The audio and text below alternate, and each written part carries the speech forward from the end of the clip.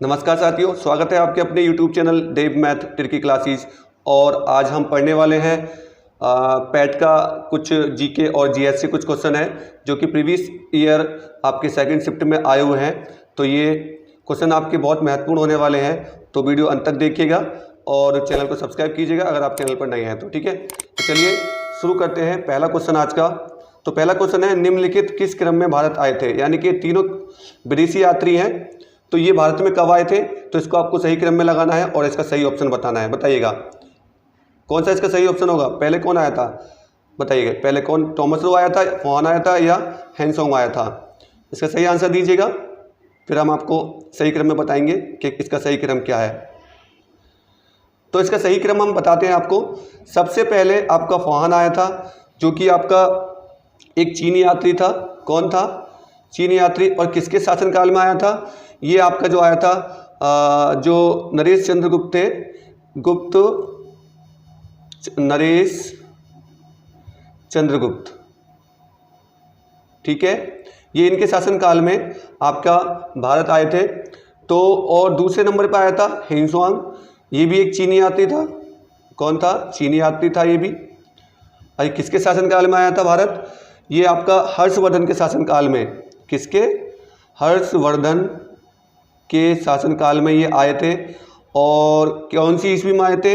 ये 637 ईस्वी में आए थे। ठीक है, तो पहला ये, दूसरा ये और फिर तीसरा तो आपका ये हो ही जाएगा।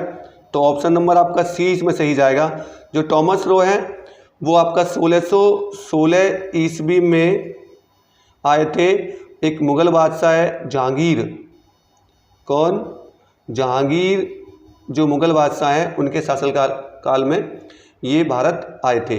तो ये था सही क्रम आपका। पहला आपका फॉहन, दूसरा हैंसोंग और तीसरा थॉमस रो, यानी कि ऑप्शन नंबर सी इसका सही होगा। नेक्स्ट क्वेश्चन देखिएगा। क्वेश्चन नंबर है आपका यहाँ पर 2।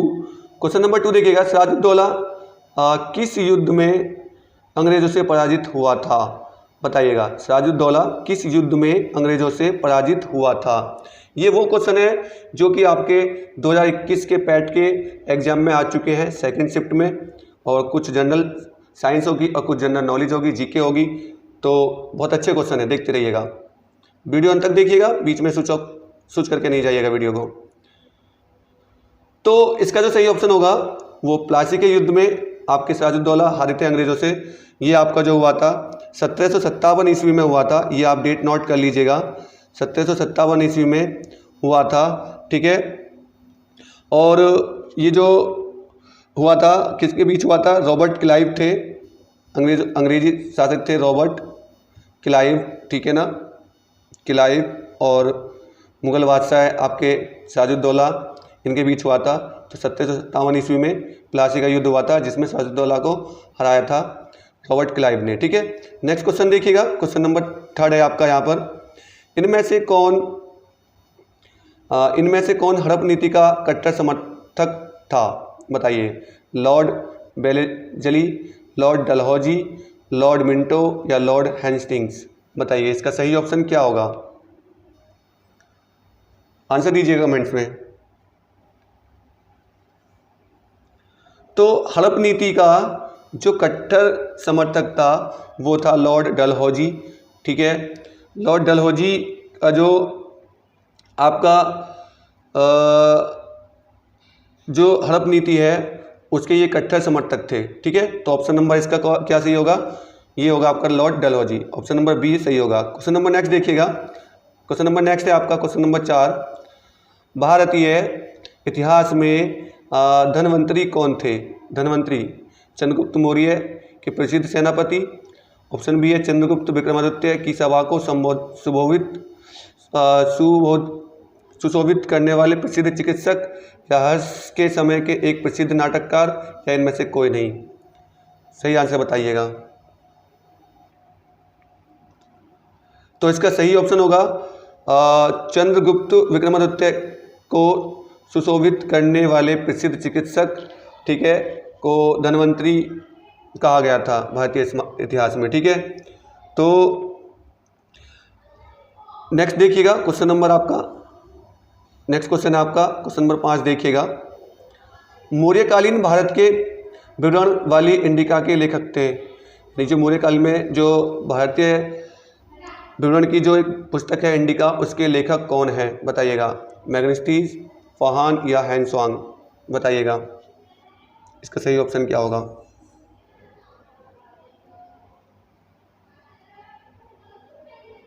बताइए कमेंट में आंसर इसके। तो ऑप्शन नंबर इसका ए सही होगा। मैग्नेस्टीज ने इंडिका लिखी थी, ठीक है।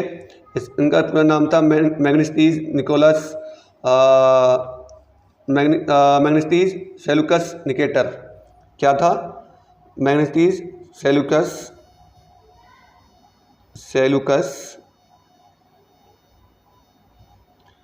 निकेटर इसका पूरा नाम था ये, ठीक है ना।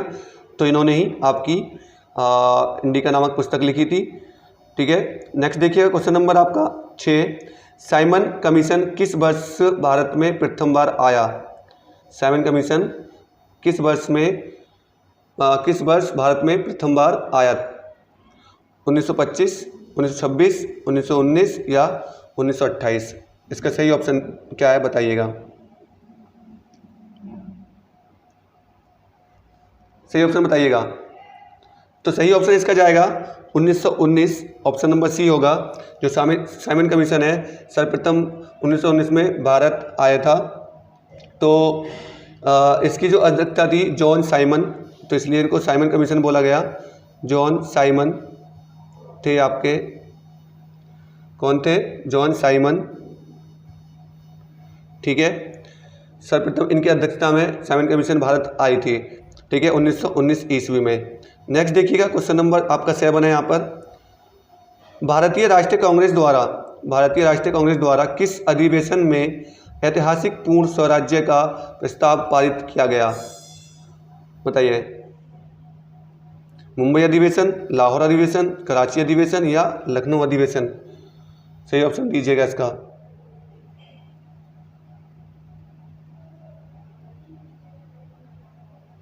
तो इसका ऑप्शन नंबर सही जाएगा आपका लाहौर अधिवेशन, ठीक है।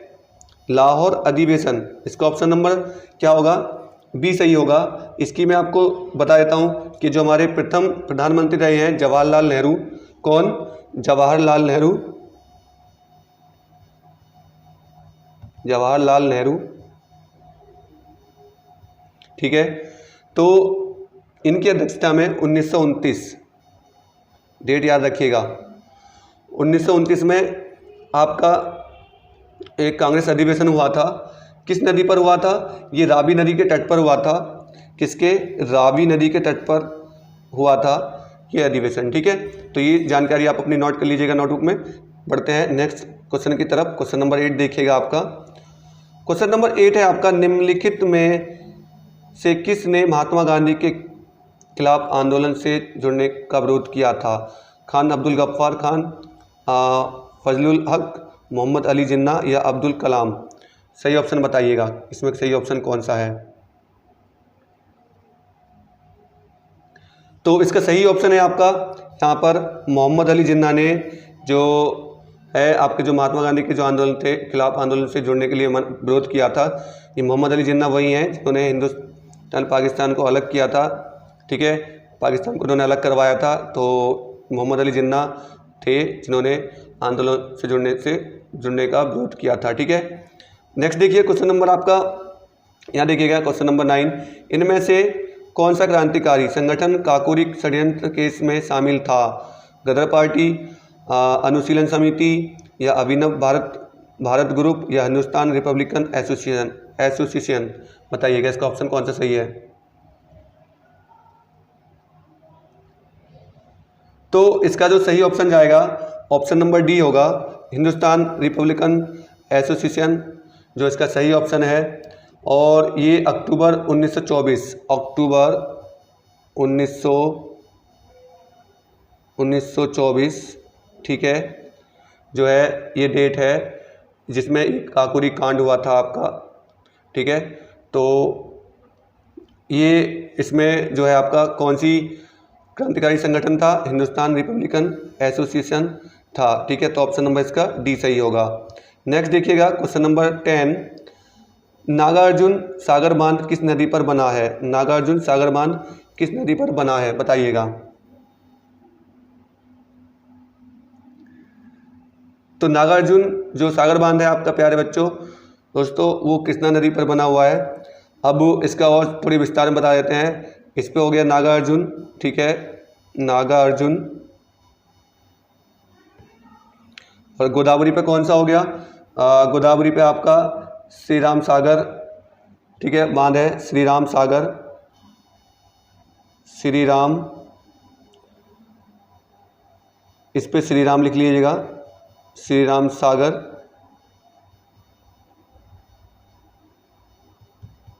ठीक है, इस पे आपका नागार्जुन ही हो गया।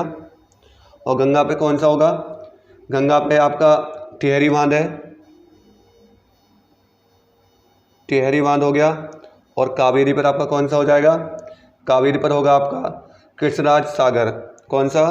कृष्णराज सागर बांध है आपका, कृष्णराज क्या है? सागर।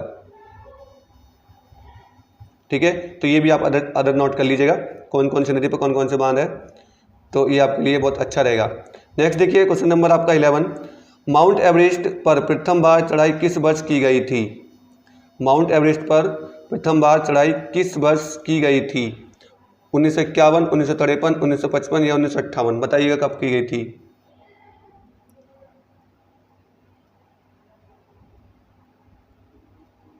तो इसका जो सही ऑप्शन हो जाएगा वो यहाँ पर जो है वो 1953। ठीक है, सबसे पहले जो आपका इस पर चढ़ी थी वो 1953 में पहले जो प्रथम बार चढ़ाई हुई थी। और वो किसने की थी? आप ये भी नोट कर लीजिएगा, जो प्रथम बार चढ़ाई की थी वो Edmund Hillary, Edmund Hillary, Edmund Hillary, ठीक है ना, हिलेरी। और दो यात्री थे, कौन से थे? एक थे तेनजिंग नोर्गे, तेनजिंग नोर्गे, तेनजिंग, ठीक है, नोर्गे, ठीक है, तेनजिंग नोर्गे, ये दो थे। 1953 में इन्होंने प्रथम बार माउंट एवरेस्ट पर चढ़ाई करी थी। नेक्स्ट क्वेश्चन देखिएगा, क्वेश्चन नंबर आपका 12 है, भरतपुर में स्थित पक्षी अभ्यारण्य राष्ट्रीय उद्यान का नाम है? भैंसरोडगढ़ अभ्यारण्य, दर्रा अभ्यारण्य, केवलादेव घाना राष्ट्रीय उद्यान या घाट प्रथा अभ्यारण्य, बताइएगा सही ऑप्शन क्या है इसका। सही ऑप्शन बताइएगा जल्दी फटाफट से। तो इसका सही ऑप्शन जाएगा ऑप्शन नंबर सी, केवलादेव घना राष्ट्रीय उद्यान, जो कि आपका है वो भरतपुर में स्थित है। ठीक है, और बाकी के जो आपके अभ्यारण्य है वो कहाँ पर है वो देख लीजिएगा। तो जो केवलादेव है आपका वो भरतपुर में है, और जो घाट प्रथा है वो आपका बेलगाम में है। कहाँ पर है? बेलगाम। ये बेलगाम कहाँ पड़ता है? तो कर्नाटक में पड़ता है, ये भी लिख लीजिएगा, कर्नाटक में ये पड़ता है। ठीक है, और दर्रा अभ्यारण्य कहाँ पर है ये भी नोट कर लीजिएगा। जो दर्रा है आपका कोटामर है, कोटा यानी कि राजस्थान, ठीक है ना, राजस्थान में पड़ेगा। और जो भैंसरोडगढ़ है वो आपका कहाँ पड़ेगा? वो पड़ेगा चित्तौड़गढ़ में। चित्तौड़गढ़ आपका कहाँ पर है? ये भी राजस्थान में ही है। ठीक है ना, चित्तौड़गढ़, ठीक है ना, तो ये भी राजस्थान में ही है। नेक्स्ट देखिए क्वेश्चन नंबर आपका 13, क्वेश्चन नंबर 13 है आपका, यहाँ पर देखिएगा क्वेश्चन नंबर 13 है आपका यहाँ पर, भिलाई इस्पात संयंत्र के लोहे अयस्क का स्रोत है, यानी भिलाई इस्पात संयंत्र के लोहे अयस्क का स्रोत है। दिल्ली, राजहरा, कोरबा, उमरिया या राजनांदगांव, बताइए इसका सही ऑप्शन क्या होगा। सही ऑप्शन बताइएगा इसका। तो इसका नंबर ऑप्शन सही ए होगा। ऑप्शन जो होगा वो दिल्ली राजहरा है, इसका ऑप्शन नंबर ए सही होगा। ठीक है ना, नेक्स्ट क्वेश्चन की तरफ बढ़ते हैं हम। क्वेश्चन नंबर देखिएगा 14, क्वेश्चन नंबर 14 देखिएगा, जल्दी जल्दी बढ़ते हैं, कम टाइम में वीडियो खत्म करेंगे। दिए गए दर्रा और उनके स्थानों का कौन सा जोड़ा सही नहीं है? जोजिला और बुजिल जम्मू कश्मीर, बारालापचाला और सिपकिला उत्तर प्रदेश, थागाला नीति पास और लिपुलेख हिमाचल प्रदेश, और नाथुला और जैलेपला सिक्किम। बताइए कौन से दर्रा का जो सही जोड़ा है वो सही है, बताइए। तो ऑप्शन नंबर डी इसका सही होगा। इसका जो आंसर जाएगा डी के साथ जाएगा। ये जोड़ा सही नहीं है, बाकी के सब सही हैं। ठीक है, जो नाथुला जैलेपा है वो कहाँ पर है? वो जो है आपका सिक्किम में जो है नहीं है। तो ऑप्शन नंबर इसका डी सही होगा। ठीक है, नेक्स्ट देखिएगा क्वेश्चन नंबर आपका 15। क्वेश्चन नंबर 15 आपके किसके बढ़ने के फलस्वरूप निजी निवेश में वृद्धि की अधिक संभावना होगी? बताइए। ब्याज दर, शेयरों की कीमत, नई पूंजी एवं अनुमानित प्राप्ति, या व्यक्तिगत कर? किसके बढ़ने पर जो आपका निजी निवेश है उसमें वृद्धि होगी, अधिकांश संभावना होगी? बताइए। तो इसमें जो ऑप्शन जाएगा ऑप्शन नंबर सी पे लगा दीजिएगा। नई पूंजी पर अनुमानित प्राप्ति में जो आपके इसके बढ़ने पर आपके निजी निवेश में वृद्धि की अधिक संभावना होगी। नेक्स्ट देखिएगा क्वेश्चन नंबर आपका 16 देखिएगा। भारत की राष्ट्रीय आय का आकलन करने वाली संस्था है? आरबीआई, नीति आयोग, वित्त मंत्रालय, केंद्रीय सांख्यिकी संगठन? बताइएगा ऑप्शन नंबर इसका कौन सही होगा।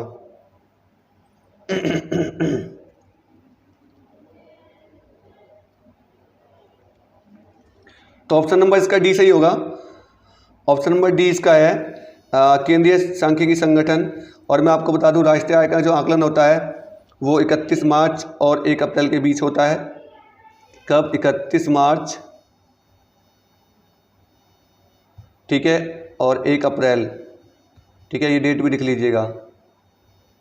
ठीक है, इनके बीच में इसका जो है आपका आकलन किया जाता है। नेक्स्ट देखिएगा क्वेश्चन नंबर आपका 17। क्वेश्चन नंबर 17 है आपका सेवा क्षेत्र का दूसरा नाम क्या है? तृतीयक, प्राथमिक, द्वितीयक या कृषि? बताइए। सेवा क्षेत्र का दूसरा नाम यानी कि सेवा जो क्षेत्र हैं आपके उनमें से कौन सा जो है दूसरे नंबर पर आता है वो बताइएगा। तो ऑप्शन नंबर आपका ए सही होगा। तृतीयक जो आपका क्षेत्र है वो दूसरे स्थान पर आता है और प्राथमिक आपका पहले पे और द्वितीयक जो आपका तीसरे पर आता है। ठीक है, नेक्स्ट देखिएगा आपका क्वेश्चन नंबर आपका 18। भारत में श्वेत क्रांति के जनक के रूप में कौन जाना जाता है? भारत में श्वेत क्रांति के जनक के रूप में कौन जाना जाता है? बलवंतराय मेहता, डॉक्टर वर्गीस कुरियन, MS स्वामीनाथन या नॉर्मन एडवर्ग? बताइए ऑप्शन नंबर कौन सा इसका सही होगा। तो ऑप्शन नंबर इसका होगा बी सही होगा। डॉक्टर वर्गीस कुरियन जो है श्वेत क्रांति के जनक के रूप में जाने जाते हैं और MS स्वामीनाथन हरित क्रांति, ठीक है ना, हरित क्रांति,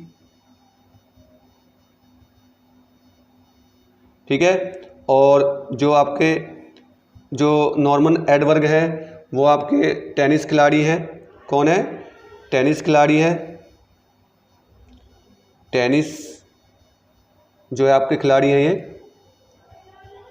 और जो बलवंतराय मेहता है वो आपके कौन है बताइएगा। बलवंतराय मेहता आपके पंचायती राज समिति के पहले अध्यक्ष थे।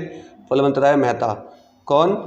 पंचायती राज समिति के पहले अध्यक्ष थे। बलवंतराय मेहता कमेटी बनी थी, ठीक है, उसके आपको नाम याद भी होगा तो ये आप नोट कर लीजिएगा। ठीक है, क्वेश्चन नंबर देखिएगा 19।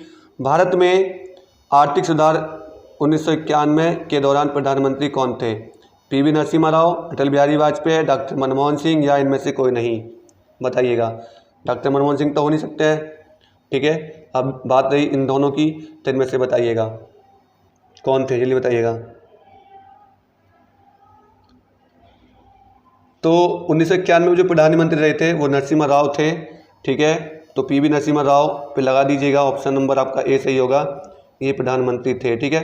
नेक्स्ट देखिएगा क्वेश्चन नंबर आपका 20।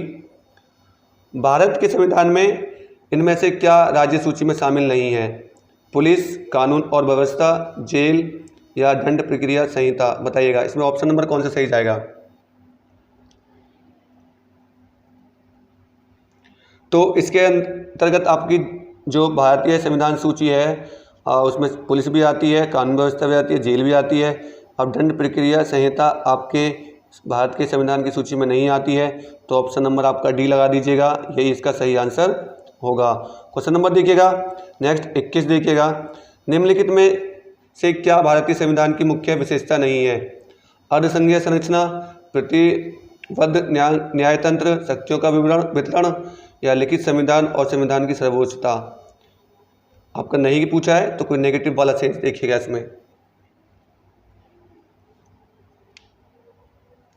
तो भारतीय संविधान की जो मुख्य विशेषता है वो आपकी ऑप्शन नंबर बी के साथ जाएगी, प्रतिबद्ध न्यायतंत्र। ठीक है ना? नहीं है, प्रतिबद्ध नहीं है, क्योंकि प्रतिबद्ध होता है जो एक जैसा, लेकिन अलग आपके अपराध होंगे तो अलग अलग आपका न्यायतंत्र होगा, तो इसलिए आपका ऑप्शन नंबर आपका क्या होगा? बी सही होगा। ठीक है, नेक्स्ट देखिएगा, आपका क्वेश्चन नंबर आपका देखिएगा 22 यानी 22 नंबर क्वेश्चन है। यहाँ पर निम्नलिखित में से क्या भारतीय नागरिकों को आर्थिक न्याय प्रदान करता है? मौलिक अधिकार, मौलिक कर्तव्य, राज्य नीति के निर्देशक सिद्धांत या इनमें से कोई नहीं? बताइएगा इसका ऑप्शन क्या सही होगा? तो ऑप्शन नंबर आपका सी जाएगा, राज्य नीति के निर्देशक तत्व। इसका जो है भारतीय नागरिकों को आर्थिक न्याय प्रदान करता है कौन सा? राज्य नीति के निर्देशक सिद्धांत। ठीक है, तो ऑप्शन नंबर इसका सी सही होगा। नेक्स्ट देखिए, क्वेश्चन नंबर आपका 23, भारत के संविधान का कौन सा अनुच्छेद राज्य सरकारों को ग्राम पंचायतों के आयोजन के लिए निर्देशित करता है? अनुच्छेद 38, अनुच्छेद 40, अनुच्छेद 44 या अनुच्छेद 46? बताइएगा कौन सा करता है? तो ऑप्शन नंबर इसका क्या सही होगा? अनुच्छेद 40 जो है आपका ग्राम पंचायत को आपका निर्देशित करता है, और जो 38 है आपका राज्य लोक कल्याण आपका जाएगा, राज्य लोक, ठीक है ना, लोक कल्याण। ठीक है, और अनुच्छेद 44 जो है आपका यहाँ पर वो सभी नागरिकों के लिए समान सिविल संहिता करता है, और 46 जो है आपका वो करता है आपका जो SC ST है उनके दुर्बल वर्गों के, उसमें आता है अनुच्छेद 46। ठीक है, तो ये भी नोट कर लीजिएगा। क्वेश्चन नंबर देखिएगा 24, क्वेश्चन नंबर नेक्स्ट 24 है आपका, त्रिस्तरीय पंचायती राज व्यवस्था का विचार किसने रखा था? बलवंत राय मेहता कमेटी, अशोक मेहता कमेटी या रॉयल कमीशन या इनमें से कोई नहीं? बताइएगा कौन सा ऑप्शन इसका सही होगा? तो त्रिस्तरीय पंचायत राज व्यवस्था का जो विचार हुआ था वो बलवंत राय कमेटी थी। ठीक है, इसमें इन्होंने किया था, तो ऑप्शन नंबर इसका कौन सा सही होगा? ऑप्शन नंबर इसका सही होगा ए। नेक्स्ट देखिए, क्वेश्चन नंबर आपका 25, ये जनरल साइंस का आ गया, साइंस का क्वेश्चन है। बिजली का प्रवाह सर्किट में कब होता है? स्विच चालू होने पर, स्विच बंद होने पर, स्विच बंद या चालू होने पर, या इनमें से कोई नहीं? बिजली का प्रवाह जो होगा सर्किट में कब होता है? तो बहुत इजी और बहुत ही ज़्यादा ललन टॉप ये क्वेश्चन है आपका, इससे ज़्यादा इजी पूरे आपके इस वीडियो में नहीं हो सकता क्वेश्चन। बताइए, ठीक है।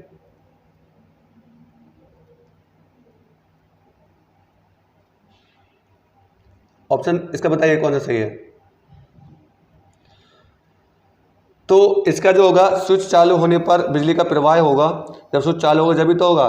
ठीक है, तो इस पर जो आयोग था उसने इस पर कोई आंसर नहीं दिया था, बट जब स्विच चालू होता है तभी इस पर सर्किट का प्रवाह होता है। स्विच बंद या चालू होने पर नहीं होगा, ना स्विच बंद होने पर होगा, ना इनमें से कोई वोल्टेज नहीं होता, तो ये हम कह नहीं सकते। तो जो आपका सही ऑप्शन होगा वो स्विच चालू होने पर ही बिजली का प्रवाह सर्किट में होगा, वरना तो नहीं होगा। ठीक, तो क्वेश्चन नंबर 26, प्रतिरोध की SI इकाई क्या है? प्रतिरोध की SI इकाई क्या है? फैराडे, ओम, वोल्ट या एम्पियर? बताइएगा। प्रतिरोध की SI इकाई बताइएगा क्या होती है? तो प्रतिरोध की यानी प्रतिरोध R होता है और इसकी जो SI इकाई होती है वो ओम होती है, तो आप ये लगा लीजिएगा। ठीक है ना, तो ऑप्शन नंबर आपका बी सही होगा। और जो आपकी एम्पियर होती है वो विद्युत धारा की होती है, ठीक है ना। विद्युत धारा की नोट कर लीजिएगा, विद्युत धारा, ठीक है ना। और वोल्ट जो होती है, वोल्ट किसकी होती है, विद्युत विभव की होती है, विद्युत विभव, ठीक है। और फैराडे किसकी होती है, धारिता की, ठीक है ना, धारिता। ओके, ये नोट कर लीजिएगा। नेक्स्ट बढ़ते हैं क्वेश्चन नंबर आपका 27 देखिएगा। नींबू का खट्टा स्वाद, नींबू का खट्टा स्वाद इनमें से किसकी उपस्थिति के कारण होता है, साइट्रिक अम्ल, एसिटिक अम्ल, ऑक्जेलिक अम्ल या फॉर्मिक अम्ल, बताइएगा।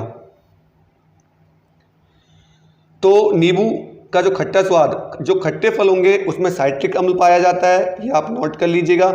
तो ऑप्शन नंबर ए इसका सही होगा। साइट्रिक अम्ल जो है आपके खट्टे फलों में मिलता है, और आपका जो एसिडिक अम्ल है वो आपका सिरका में पाया जाता है, ये भी नोट कर लीजिएगा।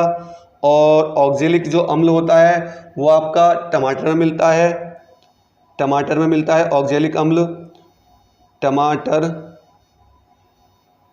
ठीक है ना। और फॉर्मिक अम्ल जो मिलता है आपका किससे मिलता है, जो चींटी काट लेती है ना, बहुत तेज़ दर्द होता है तो वो उसमें फॉर्मिक अम्ल मिलता है, ठीक है ना, चींटी के अंदर मिलता है ये, ठीक है ना, फॉर्मिक एसिड, चींटी। ओके, नेक्स्ट ये क्वेश्चन नंबर आपका 28। कर्कटजनक रसायन होता है, हृदय रोग कर्कटजनक रसायन से होता है, कौन सा रोग होता है, हृदय रोग, मधुमेह रोग, कैंसर या दमा, बताइएगा। इसका सही ऑप्शन क्या होगा। तो जो कर्कटजनक रसायन है उससे जो आपका होता है वो आपका क्या होता है, कैंसर होता है। और कौन सा कैंसर होता है, ये आपका जो कैंसर होता है वो डीएनए के अंदर जो आपका आता है, ये जो होगा आपका, तो जैसे कि आपके जेनेटिक में हो कैंसर तो वो ब्लड के अंदर किसी के चला जाए तो उससे आपका होता है, ठीक है। तो ऑप्शन नंबर इसका सी सही होगा। नेक्स्ट देखिएगा आपका त्वचा की ऊपरी सतह का क्या कहलाती है, अंतस चर्म, अधिचर्म, चर्म या विशिष्ट चर्म, बताइए क्या है इसका ऑप्शन सही होगा। इसका सही ऑप्शन बताइएगा।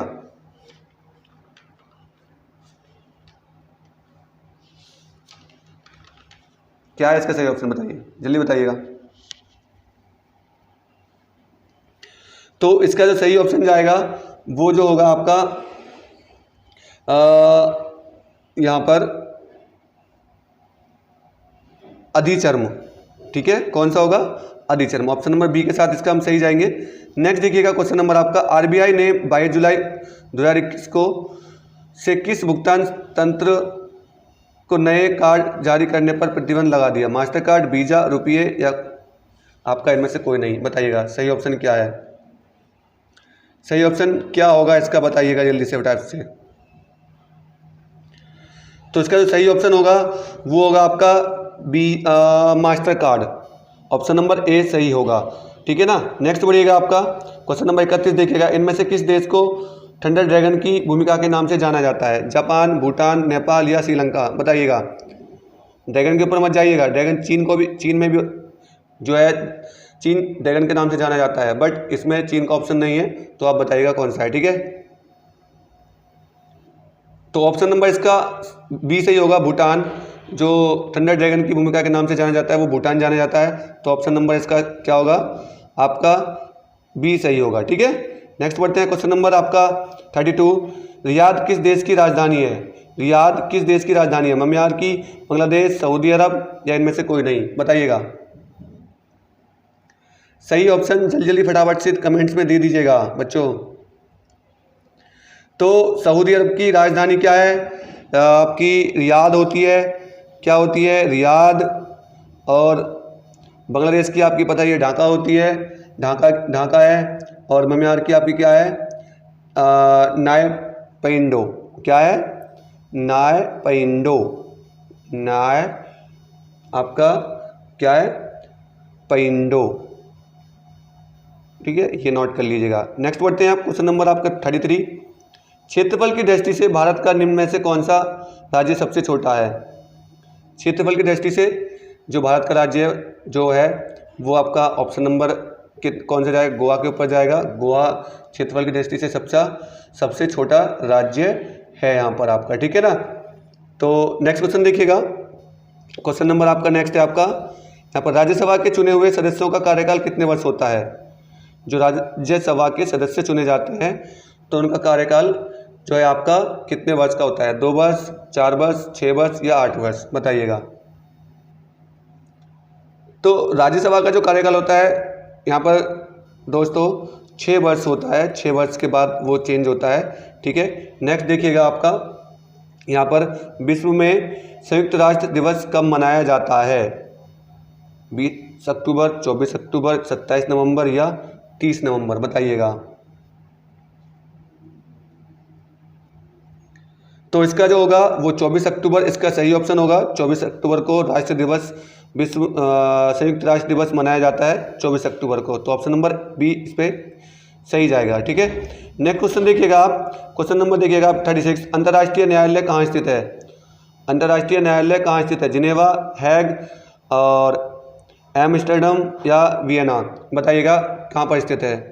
तो अंतर्राष्ट्रीय जो न्यायालय है वो आपका कहाँ स्थित है, वो नीदरलैंड के हैंग में यानी कि स्थित, यानी कि जो है आपका ऑप्शन नंबर होगा हैंग, ये नीदरलैंड में है आपका, हैंग यहाँ पर स्थित है, ठीक है ना। कहाँ पर, नीदरलैंड में ये जो है आपका हैग यहाँ स्थित है। नेक्स्ट देखिएगा, क्वेश्चन नंबर आपका है 37, विश्व प्रसिद्ध खजुराहो मूर्ति कलाएँ स्थित हैं, गुजरात, मध्य प्रदेश, उड़ीसा या महाराष्ट्र, बताइएगा। बहुत अच्छा क्वेश्चन है और बहुत बढ़िया क्वेश्चन है।